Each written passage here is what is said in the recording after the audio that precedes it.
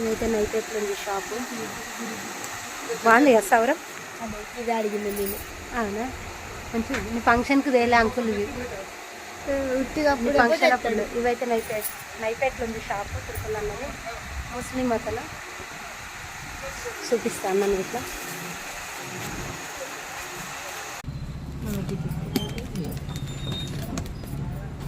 same నా లెక్కనే